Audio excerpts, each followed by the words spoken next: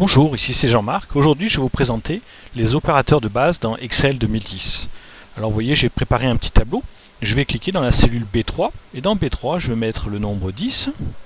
Je vais cliquer dans la cellule C3 et dans C3 je vais mettre le nombre 20. Ensuite je vais cliquer dans la cellule E3 et dans la cellule E3 j'aimerais additionner le nombre qu'il y a dans la cellule B3 plus le nombre de la cellule C3. Alors ce qu'il faut savoir, c'est qu'une formule commence toujours par égal. Alors je vais faire égal et je vais écrire B3 plus C3. Je fais Enter et vous voyez que le résultat maintenant dans la cellule E3, il y a bien marqué 30. Si je clique ici dans la barre de formule, on voit apparaître des couleurs qui nous disent d'où proviennent nos données. Donc on voit bien qu'il y a B3 plus C3. Alors je vais faire Enter. L'avantage de mettre une formule dans une cellule, c'est que si je change le contenu d'une cellule, par exemple je vais cliquer dans la cellule B3 et je vais écrire 100, je fais Enter, ben vous voyez que le calcul se fait tout seul.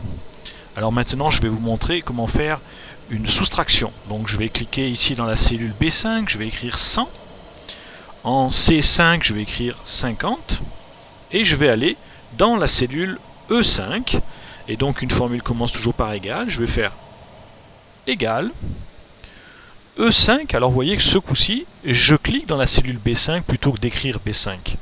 Je vais utiliser le moins, et je vais cliquer sur la cellule C5, et je fais Enter, donc vous voyez le résultat est 50. Alors, ce que j'aimerais vous montrer maintenant, c'est une multiplication. Je vais cliquer dans la cellule B7, je vais écrire 10, dans la cellule C7, je vais écrire 2, et je vais aller dans la cellule E7 pour faire ma multiplication. Je vais faire égal, je vais cliquer en B7, alors le multiplier c'est l'étoile, donc je clique sur l'étoile, multiplié par C7, et je fais Enter pour valider, le résultat nous fait bien 20.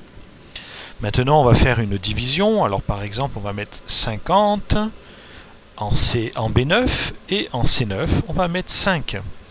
Je vais cliquer maintenant dans la cellule E9 et en E9 je vais faire égal B9 et diviser, c'est la barre oblique. Alors je fais la barre oblique divisé par C9. Enter pour valider. Alors maintenant, si je me mets ici dans la cellule B11, j'aimerais additionner tous les nombres qu'il y a au-dessus dans la colonne B. Alors pour ça, on va utiliser, ici vous avez le symbole sigma qui est la somme automatique. Si vous cliquez ici, apparaît alors à ce moment-là ici la formule égale somme, et vous voyez, il nous propose de B9 à B10. Alors c'est moi qui vais décider ce que je veux additionner. Donc je vais cliquer sur B3 et je vais glisser jusqu'à B9. Je fais Enter pour valider, et vous voyez que le calcul se fait tout seul pour tout le contenu de la colonne.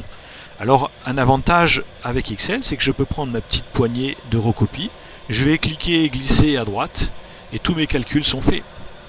Il me suffit maintenant de cliquer n'importe où pour désélectionner, et voilà, nous avons fait le tour des opérations de base. Je vous remercie et je vous souhaite une bonne journée.